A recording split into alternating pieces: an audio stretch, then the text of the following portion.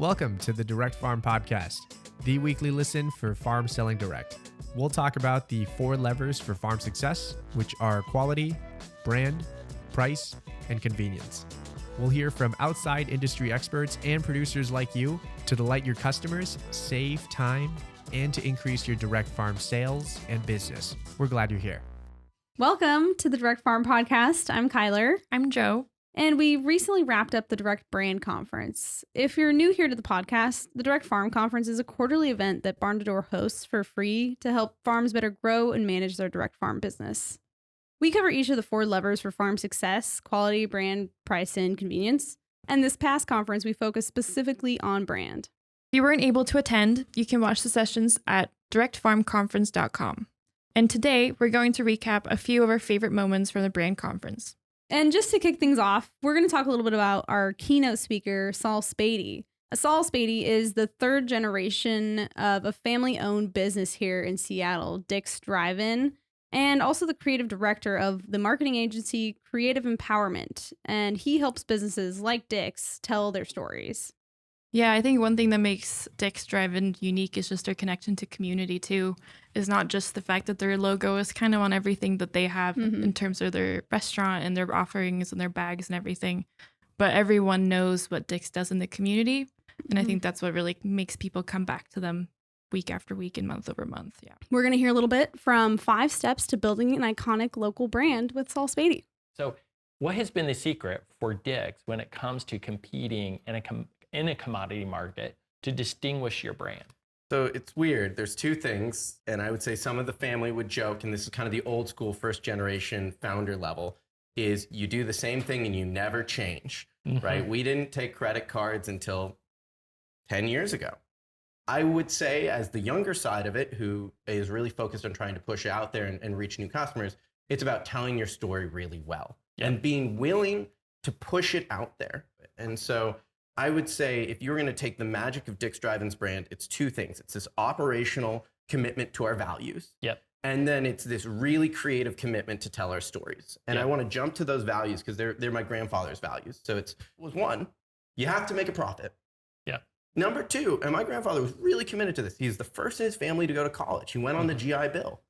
You have to take care of your employees. And I think if you support an employee, you support them all the way out the door. If this isn't where it's they're about supposed their to be. career growth and development, ultimately, not just about a job. They're a huge advocate of the brand. As old as your farm is, think about everybody who's worked for your farm. And maybe they've gone off to start farms. That's really powerful. Those are stories that are worth telling. If you're a farmer who's helped other farmers get started, tell that story. Tell the coaching tree you have. But so it's make a profit, take care of your employees. And the last one is really powerful. It's give back to your community. And he would always say, if you do all 3 of those, your business will never die. So our next talk was Terra Firma Farm. Joe, do you want to give us a little rundown on Terra Firma Farm? Absolutely. So Farmer Bree of Terra Firma, I have a little bit of a soft spot for. Might be her biggest fan.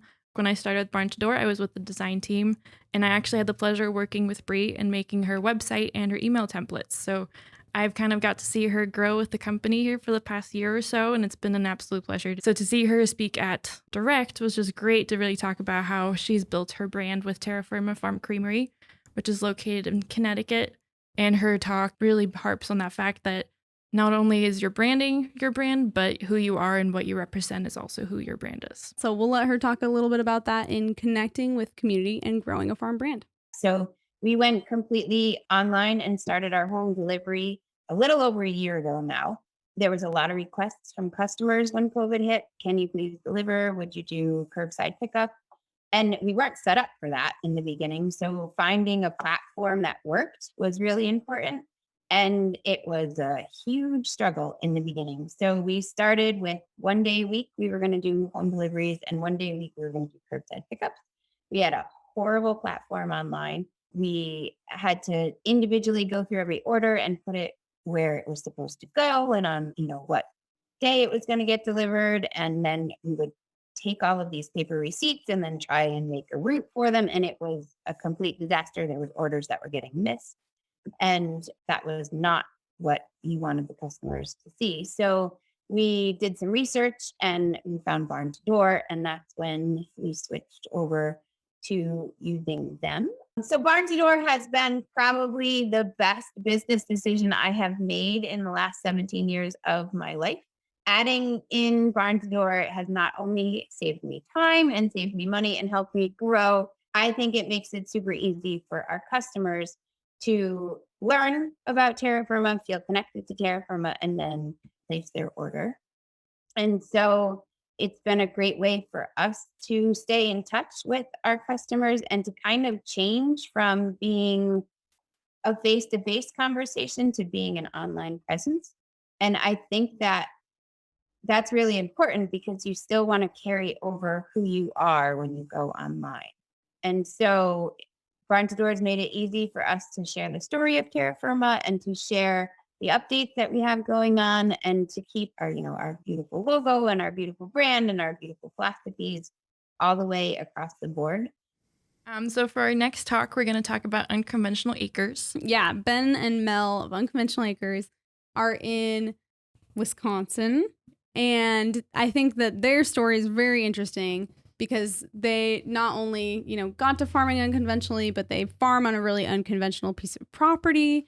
They do a great job of telling their unconventional story on social media, specifically on Instagram. They have over 60,000 followers. Yeah, it's super engaging. I know both of us follow them and have been for months, but they're just super fun to see. They really just showcase the good and the bad of the farming in their life and just show every aspect of what they're doing. Yeah, I know. I'm really excited to see all of their updates, what they're working on, updates on like how the cows are doing. Super cute cows, yeah. So they are going to talk a little bit about how farmers can build a winning social media strategy. Take a listen. One key to helping utilize social media to your advantage and to kind of build your customers and build your story is mostly just to be honest and show everything. People are just more interested in that aspect of it and learning more about how your day-to-day goes. Yeah, so it's not just about the highlights, it's about the struggles as well.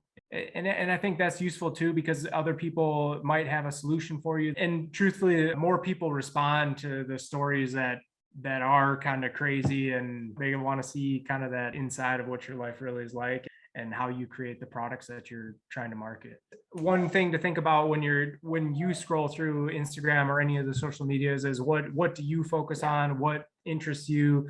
What is too long? What's too short? Yeah, because if you're not going to enjoy that kind of content and it's yours, the average person probably won't enjoy it either. They're going to know if you're having fun. They're going to know if you're enjoying it. They're going to be able to see those things. So just making the most of your time and your content, and make the most of your time and what you do, and not going out of your way to make something up that isn't what you normally do. Something to one person may be educational, to another it might be education, entertainment, or that might be the reason they click on your website to purchase something from you. So, or it could be all three. Or it could be all three as well. And for the last session that we want to highlight is a tactics session. So tactics sessions kind of nicely pair with our keynote talks and our farm talks as well, just to kind of tie it all together and give farmers, attendees, real applicable tips and tricks that they can take back to their own farms. For this one, it's a subscriptions tactic specifically hosted by Richard and Mackenzie. Joe, do you want to give us a little bit of intro to Richard and Mackenzie? Absolutely. So Richard is a farm account manager here at Barn to Door, and Mackenzie is a sales manager. They're both extremely knowledgeable about all things farm business. They talk to farmers day in and day out, and they were an absolute pleasure to watch in their talk. And here's a little clip from Richard and Mackenzie's talk, Building Brand Loyalty with Subscriptions. If you're going to farmers markets, maybe every Saturday isn't always realistic for everybody to come meet you at the farmers market to pick up. So starting to offer different kinds of fulfillment options. Delivery is a really great thing. Do you want to talk a little bit about delivery? Yeah, actually, I'm glad you asked, because that's one thing I wanted to spend a little time on. Convenience is king. And when people subscribe to anything online nowadays, there's almost an expectation that it's going to be delivered to their home, if not a very convenient drop location. And to speak to the farmers markets, they're not always in season, right? And sometimes they get closed due to inclement weather and other sorts of factors that could jeopardize a fulfillment that you've already set up. And so those door-to-door deliveries is going to be huge when you match it with your subscriptions. But you also want to make sure that you're tailoring your subscriptions to different households. There's different types of customers, and people are looking for different things in their subscriptions. I mean, a really good example of this is about a third of Americans live alone. A third of Americans live in about a household of 2. And then another third of Americans live in a household of about 4 or more. So offering different kinds of subscription boxes that are in consumable sizes for those household sizes is a really good idea. Like for myself, I live alone, but I know, Richard, you and your wife have a house together. Yep, and we grill. Well, she encourages me to grill as much as possible. So we love our subscription, but it's a little bit of a bigger subscription than I think normal household of 2. So those were just a couple of our talks from the day. We have tons more talks on our website. You can go to directfarmconference.com/video archive to watch any of the speakers that presented at Direct Brand Conference, or go to the show notes below. And before we wrap up today, we just want to say a huge thank you to all of our speakers at the conference and to all of the attendees that were there with us live. And for any additional free resources for your farm, you can go to barntodoor.com/resources. Thank you for tuning in, and we'll see you next time.